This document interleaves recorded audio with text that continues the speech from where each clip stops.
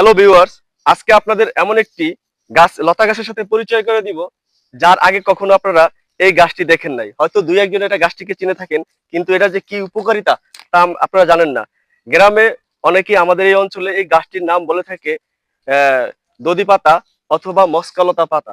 এটা একটা কারণও আছে। মস্কালতা বলতে আমরা যখন খেলাধুলা করে থাকি, খেলাধুলা বা আমরা অনেক সময় হেঁটে কোথাও যাওয়ার সময় আমরা পড়ে যাই, পরে গিয়ে আমাদের কিন্তু পা মচকে যায়। মচকে যাওয়ার পরে আমরা কিন্তু গ্রামে যারা ছিল তাৎক্ষণিক এই লতাটা ব্যবহার করত। এই লতাটা ব্যবহার করলে কি আপনার যেখানে মচকে গেছে ওই আপনার ব্যথাটা আস্তে আস্তে দূর হয়ে যাবে, কারণ এর একটা রসের যে গুণাগুণ সেটাই আজকে আমি তুলে ধরবো। এটা আপনারা যেখানে এরকম ব্যথা পাবেন পায়ে, আপনারা যদি এই গাছটি আজকে আপনাদেরকে দেখাবো, দেখানোর পর যদি আপনারা গাছটি পেয়ে থাকেন তাহলে আপনারা এভাবে পাতাগুলোকে ছাড়িয়ে নেবেন। ছাড়িয়ে নেওয়ার পরে এটাকে জাস্ট একটা চুরির মতো বানাবেন। এরকম করে চুরির মতো বানিয়ে আপনি যে ব্যথা পান ওই জায়গাটায় আপনি একাধারে 2 থেকে 3 দিন রেখে দিবেন। কারণ হচ্ছে এটা হচ্ছে গ্রামের একটা প্রাথমিক চিকিৎসা।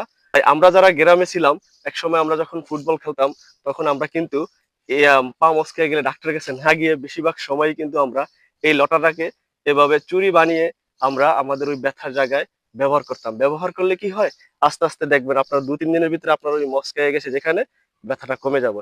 জাস্ট আজকে আপনাদের সাথে এই লতাটার পরিচয় করে দিলাম। যদি ভিডিওটি ভালো লাগে শেয়ার করে